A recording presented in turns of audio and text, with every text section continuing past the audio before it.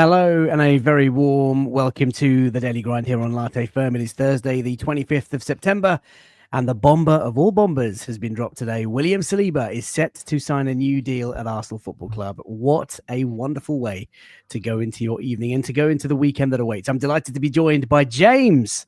Welcome back to the firm. It's been a few weeks. How are you? It has. It's been a while. I've been chomping at the bit to get back on the show.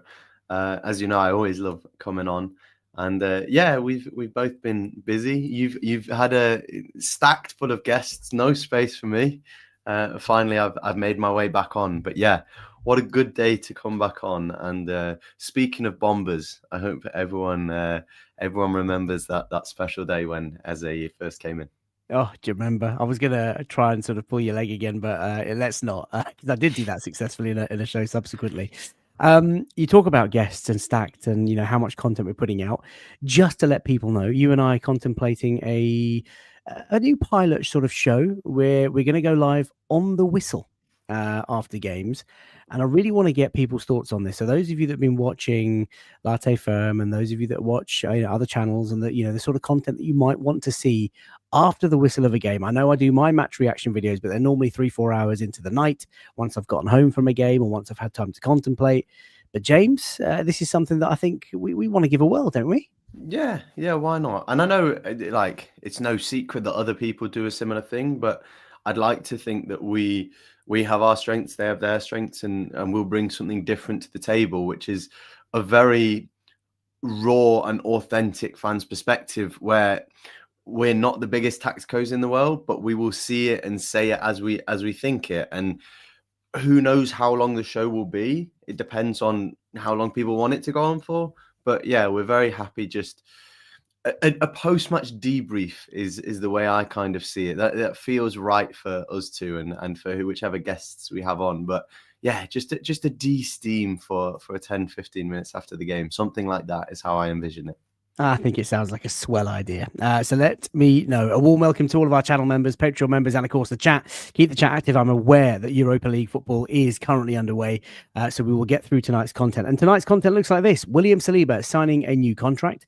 Mikel Arteta has been working on his Ministry of Defence for some time, but how has that played mind games on Mikel Arteta's tactico mind? Has that basically taken us from attacking football to now completely defensive football? And what does that mean for the rest of the season in terms of chance creation and goals? So I want to get all your thoughts on that. A very warm welcome to everybody in the chat. Logical Nonsense was first in the house tonight. Says Saliba signing during his prime years at Arsenal. Hold that, Real Madrid. Yeah, I wonder if Ibu Kanate is now going to be top of the list. That doesn't make sense to me. That can't be true. Liverpool fans were telling me that Saliba was going to Madrid and that they were keeping Kanate. Yeah, I'm not sure. It always seems to be the case that, yeah. And Saka's next, by the way. Liverpool fans have been saying Saka's Salah's long-term replacement. We will come back to the tweets when Saka signs his new deal. And everyone's very happy at Arsenal Football Club at the moment. The players seem happy. So I don't know. I understand the fans' perspective, but if the players are happy, that's usually a good thing. Indeed. And as you were talking, James, just brought up a still of the Rolls Royce that we have at the back. David Ornstein with the bomber earlier this morning saying, exclusive, William Saliba commits his future to Arsenal by agreeing a 5-year contract. So he's got 2 years left to go on his current deal, and it's a 3-year additional 3 years. So that means Real Madrid, who were amongst his suitors, are not going to get him this summer. The French international was also wanted by a number of other clubs, but he's expected to stay and expected to sign until 2030 in the coming days. And then, to your point, and to Shane McDee's point, who's watching intently in the chat, Hand of Arsenal, the GOAT, came out and says, during the summer, Gabriel and Saliba had multiple discussions for their future. Both agreed that they would stay to win titles and make history together. Bukayo Saka next. Now, James, straight off the bat, I mean, obviously, this is a great news for Arsenal, but what does it mean to you, and just how big is this signing for us? Yeah, it's also kind of the message that it sends, because for a long time, we've been that club that when we've got deals over the line, we've been scrambling, we've been desperate. We panic gave Reece Nelson 100,000 a week because we really ran his contract down and we didn't want to lose him. And had the Saliba contract gone far longer, we'd have been in a really sticky situation where you either sell him for probably a cut price, or you get nothing from him, because that is the way Real Madrid operate in this market. And it's no secret that Real Madrid love this guy. But the fact that we've looked Real Madrid in the eyes and said, F off, back off, he's our guy, and Saliba's gone, yeah, by the way, I'm staying with them. That is huge for us. And I think it does send a message about how serious we are. There's a lot of fans who think we've hit our peak and that we're kind of over the crest of the trajectory. Well, the players certainly don't think so. If a guy who lives and breathes this football club is going, do you know what? I believe that I can win more things for the next 5 years. That is a huge, huge cosign, and just incredibly exciting, because I feel we almost take Saliba and Gabriel for granted now, but we have the best centre-back partnership in world football. And in my opinion, at very least, 2 of the best 5 centre-backs, arguably 2 of the best 3 centre-backs in world football. That's freakish. That's completely abnormal. And now we have both of them for the next 5 years. So what a fortunate position we are to be in. And yeah, credit to especially Berta for coming in, and with so much on his plate, he's finally gone through the first 5 pages and gone, right, it's Saliba and Saka time. And it sounds like it's happening soon. Well, Nathan, YouTube channel member, says, Berta, you have changed my life. And Andrea Berta deserves a lot of praise. It's very easy to forget, James, that, this is a guy who's been at the club for barely 6 months. Yeah, this is a probation period in the corporate world. I hire people all the time, and that is the spell of time that we sort of have for new recruits. And what this guy's achieved is phenomenal. There is actually a probation period for Berta. I might be making this up. No, I'm sure I imagine so. Yeah, I imagine so. I mean, I sort of joke about it. Maybe football's different, but like you would imagine anyone joining any corporate organization, any sort of senior role, you would have an immediate sort of probation period where you can get rid and terminate contracts if it doesn't quite work out. Maybe it doesn't apply in football, who knows? But you kind of get the gist. This is a guy who's been here 6 months. He didn't know anything about the club, the culture. He's obviously brought his black book, and he's got a proven pedigree of doing what he does at Atletico. But he's come into a new country, working with a new setup, new coaching setup, new owners, new league, and he has completely transformed us. 8 mega signings over the summer. He's managed to get rid of players. Arguably, we could be better at selling. I'm sure that'll come. But the contract negotiations have been absolutely stellar. And for me, he deserves a lot of praise. And the other thing, James, we got to bear in mind that someone like Gabriel Magalhaes, someone like William Saliba, could be Ethan Nwaneri, could be Bukayo Saka next, all these stars signing up, they firmly believe in the gaffer. Yeah. And I think it's also testament to where the club's at, that I personally, I don't know about yourself, I was never in doubt. That I always thought he was going to stay. Now, maybe that's because I'd heard whispers from Hand of Arsenal that was always the direction of travel. But regardless, yeah, I was never worried that he was going to leave. If we had a player of Saliba's quality at his level right now 5 years ago, we'd be shitting ourselves, because we'd be thinking he'll take the first offer that comes to him. But yeah, right now, you think it's a privilege to play for Arsenal Football Club. And as has been spoken about before, agents are calling Arsenal up and saying, is there room for our guy? We want him to play. Gyökeres is saying, look, sorry to my missus. He's saying, Sporting, I'm never going to play for you again. I want to play in the red and white of Arsenal. And yeah, I do think, and I was thinking today, once we do deliver a major trophy on top of this, I think, yeah, we will be shopping in Waitrose, and John Lewis will be shopping in the highest market. I can't wait for it. Let me just ask you a couple of quick questions on William Saliba. I mean, look, he's been here for already some years, another 5-year contract, which will take him to, I think, 29 years of age. How good can he be? I mean, we've seen what Virgil van Dijk has done at Liverpool, arguably one of the greatest the Premier League has ever produced, if not the greatest defender. Has this guy got the minerals to maybe, take his crown in future years? Of course. And in my opinion, Van Dijk is the Premier League's greatest ever centre-back. So that's no mean feat. That's a huge, huge task. But we already have the best defence in the league, and he's only going to get better. He's only going to gain more experience. he's still a baby in centre-back years. 24 years old is no age. And I know this is becoming normalised at our football club because Mosquera's coming at 21 and looks like a veteran of the game. But 24 is so young. I believe I'm right in saying that Gabriel first came in when he was 23 or 24. So if you think about the strides Gabriel has taken in his game, now Saliba is more well-rounded in my opinion, but if you think about the strides Gabriel has taken in his game until now, if Saliba makes even half of the same developments, we have an imperious defender on our hands. And I think he is in a really nice position where he has no major weaknesses in his game, but there are still areas that you can think, and he's acknowledged himself that he can just get that extra 5-10%, and then he will be imperious. You just don't bother attacking us, basically. Imperious is a great word. I love that. Mohammed, welcome to the show, says good evening. And Emmanuel says, I'm very happy for the Saliba news. We old Gunners, 52 years, are rooting for our beloved club. Posting from Lagos in Nigeria. Welcome to the show. You talk about our defensive options, James. Let's bring up the Ministry of Defence, the Rolls Royce there, courtesy of Squawker. What a great edit that is. But when you look at this collection of defenders, James, it feels like Mikel Arteta has obviously, deliberately wanted to ship out some of the old wood and to really reinforce with supreme talent. You know, they're in no particular order, but you can see the newbies there. Mosquera, you mentioned. Do you think Mikel Arteta has maybe gone a little bit too extreme, James?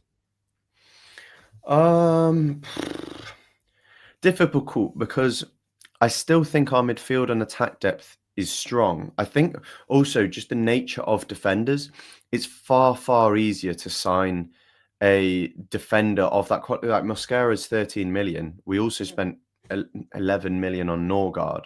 You would not get a player of Mosquera's quality and ability in midfield for anywhere near that price. The same player would probably cost 40 million. And regardless, a lot of those positions that we're referring to, predominantly like the lone six, it is very hard to get a young and exciting talent in that position because they're not going to get many minutes. So how do you develop a player like that? Whereas with Mosquera, the defense, he can play right back, he can play centre back. You will see a little bit more time in that role, and obviously injuries will happen. The Hincapié one was probably felt a lot. Felt like we've gone too far almost. I'm not complaining. But then at the same time, it was a loan deal where we're paying next summer. So it's not like we've wasted allocations of our funds in defence in that case. I think a point you were alluding to is this overemphasis of defence in general, and has that kind of bled through to the rest of the club?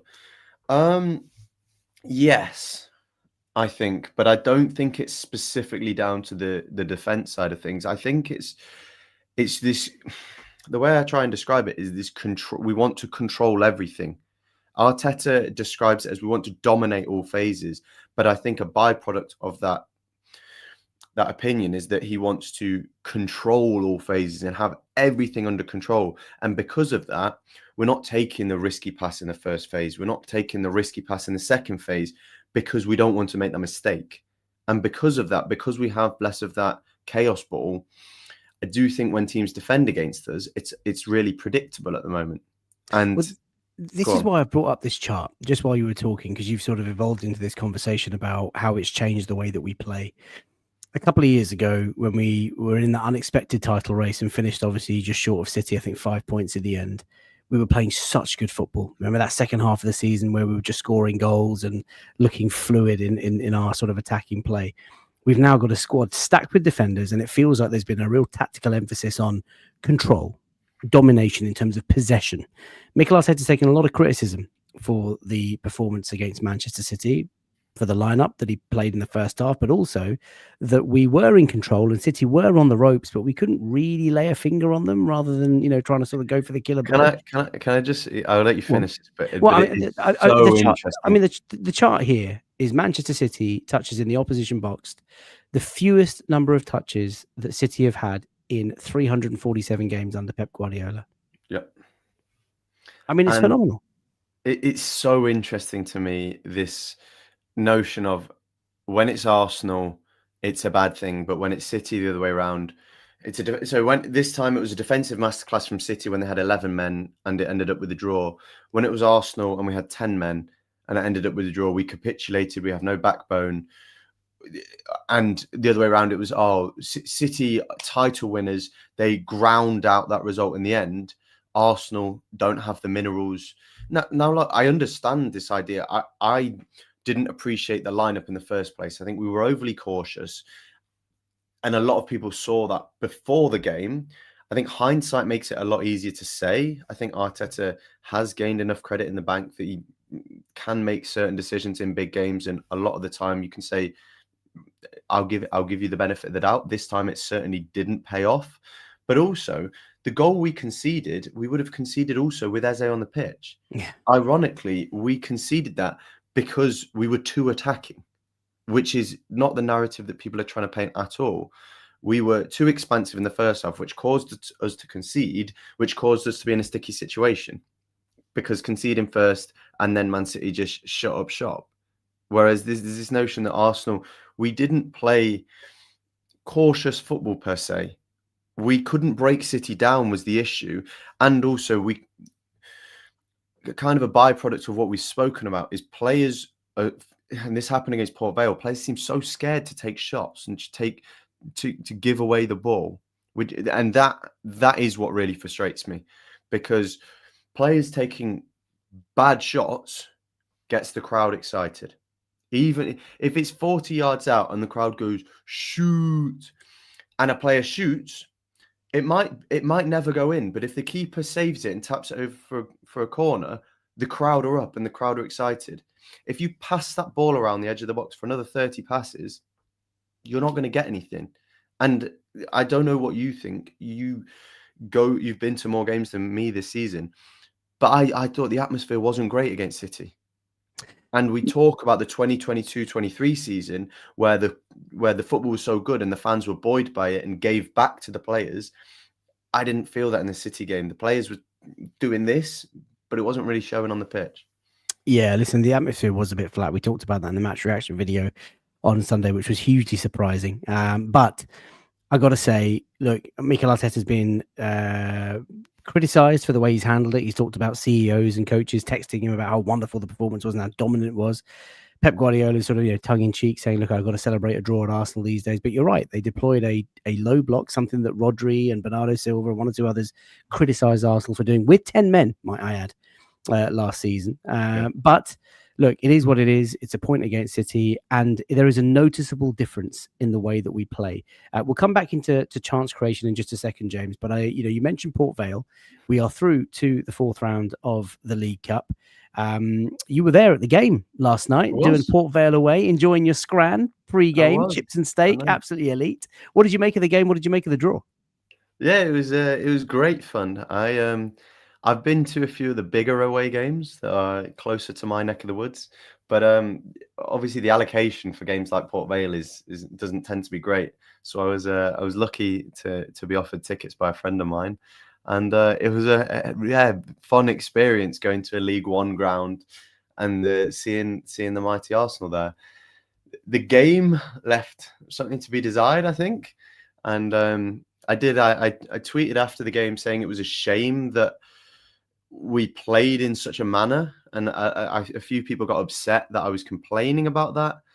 And I'm not complaining about Arsenal Football Club's performance. I just think if there are a few games a season that we can show why we're Arsenal and show Arsenal historically, for me and yourself, we've grown up on, maybe it was in your later years, but Arsene Wenger raised us on exciting football. And you did not know necessarily if Arsenal were going to win or lose a game, but you most certainly knew that they were going to entertain.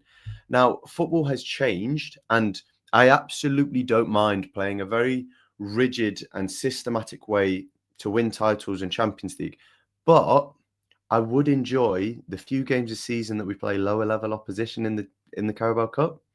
Take some risks, enjoy yourself. If we concede a goal, then fine. We had enough quality on that pitch to win the game. We weren't playing Patino and Tavares in that we were playing some world beaters. But we got over the line, and Arteta will point at the board and say, no goals conceded. We conceded 0.1 XG and say, job well done. And it is. And we didn't use up too much energy. So I'm making a mountain out of a molehill. But that's my sentiment. What's your stance on the whole? Like, what is your expectation in a cup game such as that? I think it's really straightforward for me. I think first and foremost, you want to win and qualify and go through to the next round. Second, when it's a competition that's not at the top of your priority list, I think it's a chance to rotate the squad, keep legs rested, keep other legs fresh and fit, and get minutes into bodies. And we made 9 changes to the starting lineup from Sunday.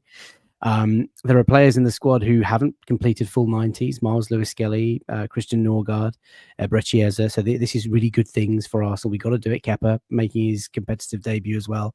And then the third thing is just to kind of get away and come out with no injuries. You know, we've had an injury in every Premier League game that we've played this season. 5 players injured with players who were already injured. So really straightforward. However, James, just doing a sort of U-turn back to our chance creation issues. These were the stats courtesy of Scott Willis of Social.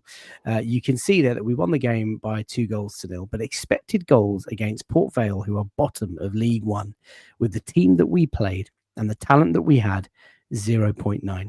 Only 11 shots on goal in the game for Arsenal. Only 4 of those on target. 10 shots from open play.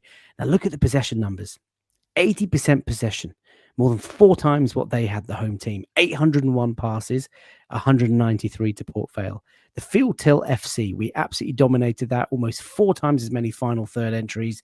Expected carried threat. Look at that, 3.1. Deep touches, 49 to 18. But chance creation is a massive problem. Does this go back to, I guess, Arteta swinging the balance a bit too much on the defensive mindset? I don't think it is a defensive mindset though, because again, field tilt was 72%, possession was 81%. So in a weird, twisted way, the stat that annoys me the most there is passes completed. I can't work out the number in my head, but it feels like our pass accuracy is very high there, and I'd like it in a twisted way. I'd like it to be lower. I'd like to see us taking more risks, because also the way I see it in the league as well is we have such a good defense that we can afford to give the ball away. It's Liverpool have always done this. Liverpool attack with more players and will take risks in attack because they got Van Dijk at the back. We have Van Dijk and Gabriel and Mosquera and Lewis. All of these guys. Sorry, I said we have Van Dijk. We have Saliba. I thought you meant that. Very good. But you're right. We're stacked. So against Port Vale, yeah, absolutely. Take the risk. Make that incisive pass. If it doesn't come off, we will win the ball back. Against Man City, I understand a little bit more because they'll attack with Haaland. But against Port Vale, go for it. And yeah, I'm being miserable for the sake of being miserable. But I think the culture aspect of it does bleed through into the league games. If they're not allowed to express themselves, then by the time they need to express themselves, they don't have the opportunity. And this is why I think sometimes when we're chasing games, nobody wants to take the responsibility. Everyone's shirking it to each other. And it's like, if you're not trying to take responsibility in a Port Vale game, you're definitely not going to want to do it in a Man City game. So I don't know if it's, in a weird way, pressure for places now. Martinelli doesn't want to make a mistake because Eze or Trossard will come in for him. But just, yeah, I'd like to see us all just let our hair down in games like these. And especially, I think after it goes 1-0 in the 8th minute, now you let your hair down. First 8 minutes, fine. Keep it controlled. But after that, go for it. I know. Talking of going for it, Eberechi Eze obviously getting on the score sheet yesterday. His first goal for Arsenal, which he described as, you know, a lot of hard work has gone into this, a very sort of precious moment for him. The graphic on the left-hand side, again, courtesy of the brilliant Squawker. 6 big chances created this season in the Premier League for Arsenal, and that ranks 10th in the Premier League. 43 chances created in total. That ranks 6th in the Premier League. 66 shots on goal, ranking 4th. 160 touches, though, in the opposition box, James. top of the league for that stat, which I find very intriguing. Yeah. And percentage-wise, look, sixth, but we're typically 50-60%. We sort of dominate possession in most games. When you see that, what sort of really stands out to you? And is Eze the answer? He's an answer. There needs to be more than just one answer. What I like about Eze is that when Saka is on the pitch, it means there are several players across the front line who can create chances. What we've seen so many times in the past when Saka's been our only primary chance creator in attack is teams will just shift all the way to his side. And then when we get the ball across the left, you've got Rice and Martinelli, and we don't really know how to create chances. I agree with Terence Tibbs. I would like to see Eze play through the middle more. He can be so direct, he can be so incisive, and that's what we need against low blocks and teams that are going to basically let us just pass the ball around them. We need someone to access the forward, because you can see in the graphic you've put on the screen, there's no passes to the forward. And it's not as simple as me and you would like to say, but also we see other teams do it. So there is definitely a way to achieve this. We just don't always find that way. One caveat I would like to add, though, is that all of these numbers, 10th big chances, 6th chances created, etc. We've got a very nice run of fixtures coming up after Newcastle away. We've had the hardest fixture list in the league, maybe barring United. To be 6th and 4th and 1st is not that bad. I think we could very, very quickly turn this around. Now, of course, we had Leeds at home and we had Forest at home, but I don't think it will take much for us to turn this around, and we could very quickly see a Arsenal emptying away stadium, 6-0 West Ham, 5-0 Sheffield United. That, because that same season we started very slowly, and then one day it all clicked, and we were bullying teams both defensively and in attack. So we have seen Arteta teams create chances. I think we need to use Gyökeres far better than we are at the moment, but I'm not too concerned yet. I'd like to give it time, especially considering we've had Marino in midfield instead of Ødegaard or Eze, and Saka, our best attack, has been out. Alex says we're playing in a manner that minimizes risk, and that makes the team very predictable. Lots of people have talked about upping the tempo.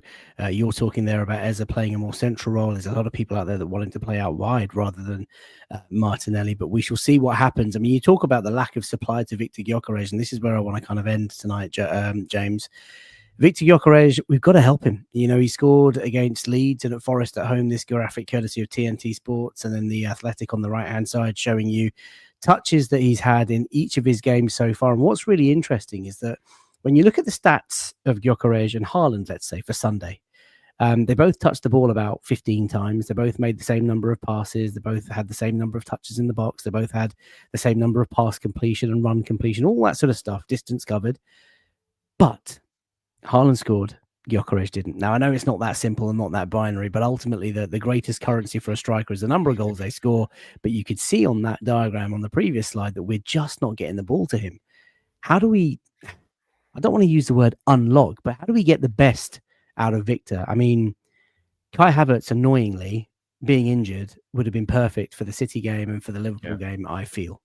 And that's fine. That's cool. You know, this is why we bought Viktor Gyökeres. He's a very different profile, but there are games, and last night's not the one. I know he came on for 20 minutes, and there was that beautiful ball from Max Dowman, which he could have taken first time, and one or two other bits. But what can we do better?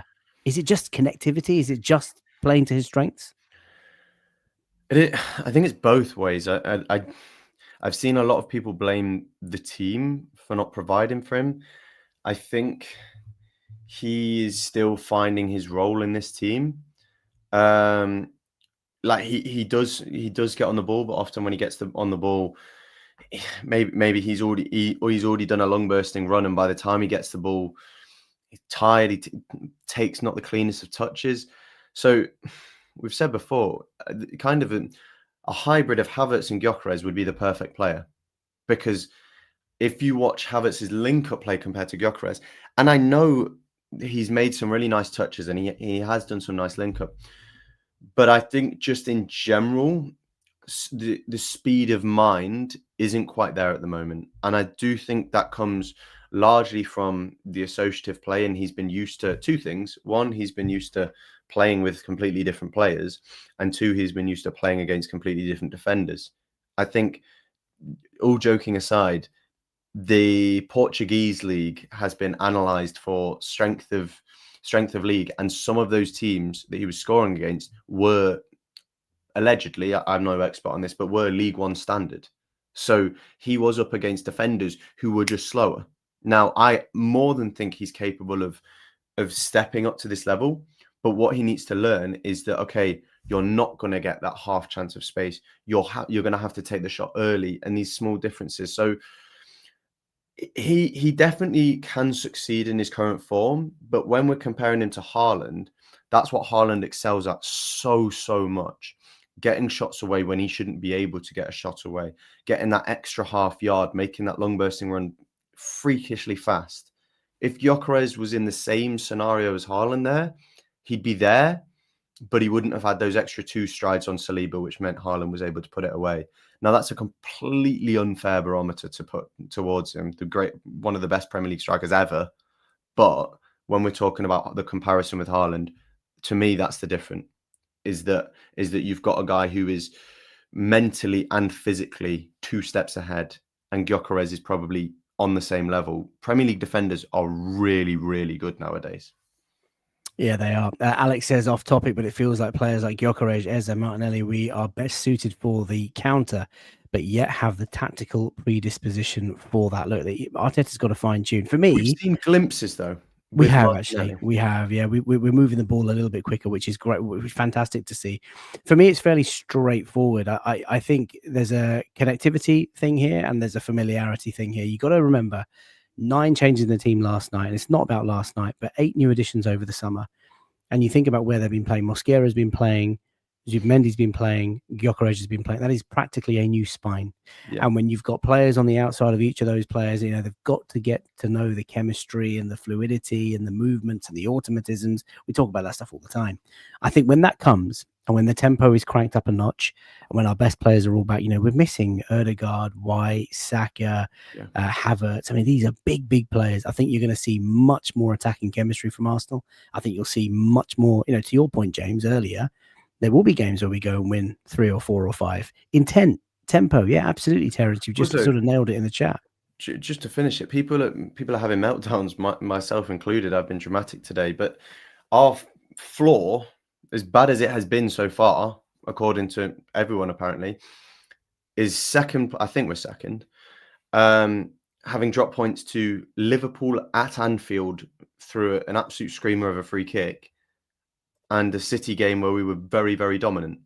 And apart from that, we've conceded 0 goals. So if this is as bad as it gets, if this is Arteta out territory, then I like to see the ceiling and the highest point of the season. Indeed. Well, there we have it. Look, that was a lot of fun. We just wanted to get together and just talk about performance last night and the draw, and obviously some of the reasons why we might not be scoring goals and playing swashbuckling football just yet. But of course, as Sir Nicholas has said, he's got the Saliba song stuck in his head. It truly is a great one. And that is great news for Arsenal Football Club today. William Saliba signing his new deal. Go on. One more thing before we wind down, because I know we want to end on a sadder note. Just a reminder to everyone, maybe who wasn't here at the start of the live stream, that Faisal and I will be doing a post-match reaction on Sunday, and I will yap less and let Faisal speak more, because he is always the host, and on Sunday we will hear more of his opinion post-match. So let us know how you want us to frame that, because we look forward to it. I love that. Louis says it sounds good, would be nice and cathartic. So there you go. We'll do like a on the whistle extra time type thing on Sunday. Short show, just immediate raw reaction, peeling the plaster off and how do we feel? And then of course you'll have the match reaction video much later in the evening, as we normally do on a match day. As James says, we've got to end on a very sad note tonight. Ex-Arsenal youth striker Billy Viger, I believe that's how you pronounce his name. I can't claim to know him. I can't claim to have even watched him, but he plays obviously for Chichester City FC, and he has died sadly after a significant brain injury. 21 years of age, born in Worthing, and he collided apparently with a concrete wall whilst playing football and fell into a coma. Devastating news. Really sad to see it. And obviously we wish his family and friends well, and for anybody affected by that, really, really sad. We're going to leave it there. Look after yourselves. Try and spend some time with family and loved ones. You never know what's around the corner. We'll see you tomorrow for the Late Night Lounge. Take care. Bye for now.